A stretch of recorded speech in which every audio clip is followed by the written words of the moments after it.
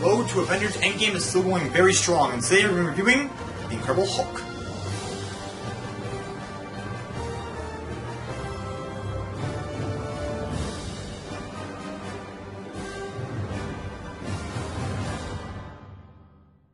Bruce Banner was a scientist who one day was doing a gamma experiment to try and recreate the super soldier formula, but instead it turned him into a giant green monster known as the Hulk, who comes out whenever her Banner is angry.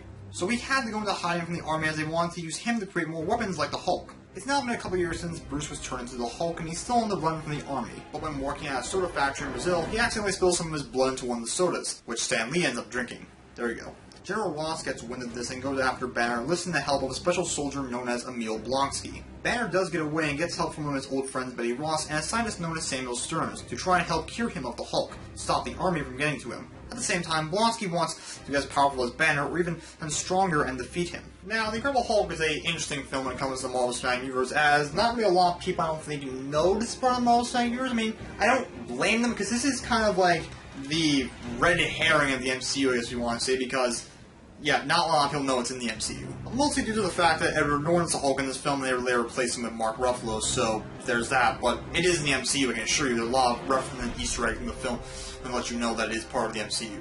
And this film is better than the 2003 Hulk film. I mean, anything's better than the 2003 Hulk film. I still wouldn't call this film one of the greatest films in the MCU, not by a long shot. But before I get into the problems I have with this film, again, some of the good things I like about the film first. First up is the action. Your Hulk movie, of course, has to have some great action because he's the Hulk when he does his smash. It's the thing.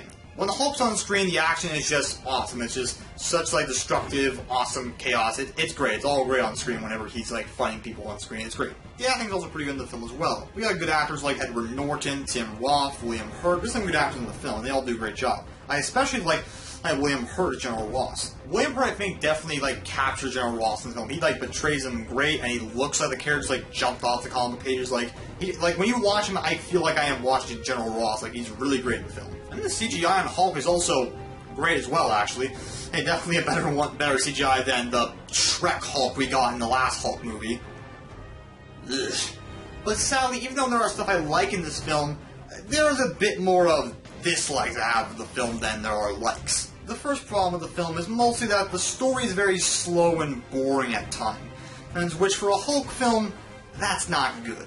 And look, yeah, it's a Hulk film. You can't have Hulk just smashing all the goddamn time in the film. You need to have some story and development and talking scenes to explain stuff. You need all that, of course, but the story, just the way they handle it, just very slow and boring. Like, it's very boring to get through at times. Like, when you finally get to Hulk scene, it feels like you've been waiting for these Hulk scenes for a little bit now, because you have to sit through a lot of just, like, kind of slow, boring exposition parts a lot of times. So, like, when you finally get the Hulk scene, it's kind of like, well, that kind of took forever. The pace it kind of moves at is very slow and not that interesting. Like, near the end, the pacing is pretty good in the film, but generally a lot of the pacing in, like, is just kind of, like, slow and not... It's not the worst, but, like, it's not the greatest either, so, like, it's not the most interesting of the Marvel films to kind of sit through. And while I did say I liked Tim Roth's acting in the film, I can't really say his character in the film is good. Tim Roth played Emil Blonsky, aka Abomination, in the film, and I will say his fight scene at the end with Hulk is really great. It's just awesome and action-packed. It's really cool. And yeah, he doesn't look exactly like the Abomination from the comics, but you know, I do like the design. It's a nice little bit of a modern update and stuff, so I think it's cool. But as a villain, the main villain of the film, he's not, like, particularly great. And like I said, the whole thing about him, like he's a special service, like not special service, but he's a very high class. He's a great soldier. What I'm trying to say, and like he's at in the film they say like he's at this point in his career in the army, he's allowed to become like a lieutenant or captain or general, something like that, I think. And but he refuses to become any of those because he wants to stay a soldier because he prefers to be out there fighting on the field more, because that's what soldiers do. They fight more and stuff. And when he encounters Banner, he wants to get that much power that Banner has, so Ross puts in a little bit of the super soldier form, an early version of a super soldier form in him to make it a bit more stronger, and then later on gets Samuel Stearns. He convinces Samuel Stearns, or makes him use some of like the DNA and blood samples that Banner sent him to like re-engineer and turn him into a giant monster too. And stuff, and like, you know, like, I get he wants to be like strong like Banner, but like, the motivation's not really there. It's kind of like, I want to be as powerful as him. And I'm like, we don't really know, there's not like, there's not much of an actual rivalry there with him and Banner. It's kind of like, I want to be as strong as him. Like, there's not much there. So like, he's not that interesting. Like, he did survive the end of the film, which is rare for like Marvel villains. So I'm hoping one day we could see him come back. But at this point, I'm not sure how likely that is because it's been a while since we've seen his character. So I'm not sure how likely it is we'll see him come back. So that sucks. There are some wasted characters in the film as well, like Leonard Samson. He's a big character from the comics, and Samson, they established that he's like been dating Betty for a while, but after Banner comes back and like Betty runs off with the Hulk actually after a battle, he kind of like just is there for one more scene and then kind of vanishes. He's never addressed later on in the film, so like he's really wasted in the film.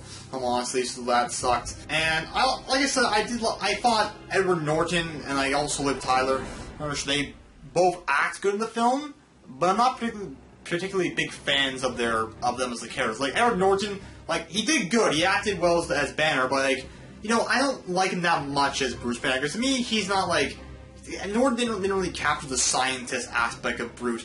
It was, like, just, he wasn't, like, that believable as a scientist of Bruce. So, like, he was good, like, not that believable, I think. Like, what I'm trying to say is he's good, but, like, not that great. Like I liked, like, Mark Ruffalo, when they got him later on, he was better, of course. But just Norton, I don't think, could really capture the scientist aspect of Banner that well. So there's that. And Liv Tyler, she plays Betty Ross in the film, and she's good, but like she's definitely my least favorite character in the film. Like, just I don't know, her character's not that greatly developed, her character's not great in the film, and like she's definitely the weakest like love interest in the MCU, and considering the fact we haven't seen her since this film means. Yeah, she's, like, not that great. And, like, just, you know, I don't think her acting was that great in this film, which I find surprising, because I later on saw her in Lord of the Rings, and, like, she's actually good in that. But then, in this, she's, like, not that great, I don't think. So, yeah, I don't know. I didn't find her that great in the film, honestly. I mean, I still would like to see her come back one day, maybe, because, like, maybe they could develop her character to more, like, make her better, hopefully, but I doubt they'll ever bring her back. So, yeah. And the after credits scene in this film is also a pretty good after credits scene, I think. With Tony Stark coming to General Ross and telling him they were putting a team together, of course, hinting at the Avengers. That was a really cool scene, just having Tony Stark show up with that. That was awesome. And, like, that scene right there, like, helped show that this is part of the MCU and stuff. It is connected to everything else, so that helps shows it. Overall, The Incredible Hulk is definitely a better Hulk film than the last Hulk movie, but as a film on its own, it's not the greatest. I mean, it's not the worst, but it's also not the greatest. It's just kind of, like, fine. Really, like, it's like, I'll watch it a couple times, but, like, it's not, like, the greatest. Like I said, it's not the worst or greatest, it's kind of fine. And, yeah, there's some good things in it, but a lot of things I'm not the biggest fan of. So, yeah, overall, I give this film a 6 out of 10. But, yeah, even though I'm not the biggest fan of this film, I still would like to see a sequel to it one day, because there's a lot of potential. Like, of course, Samuel Stern with his teeth becoming the leader at the end. We have not seen him in a while. You could do Red Hulk, maybe. Like, there's a lot of things you could do for a sequel. But, yeah. Yeah. Thank you all for watching. Tell me in the comments down below, what did you think of The Incredible Hulk? And if you did, tell me, like I said. I don't know what I was trying to do there, but yeah. Thank you all for watching, and stay tuned for the next Marvel Cinematic Universe movie review and crap, because it'll be fun, loving stuff. I don't know what I'm trying to say here now. But yeah, thank you all for watching, and goodbye. Hulk smash! Boom! Hey, if you like that video, guess what? YouTube put out a video just for you on the left. Or, if you want to take my advice, watch the most recent video on the right. Thanks for watching.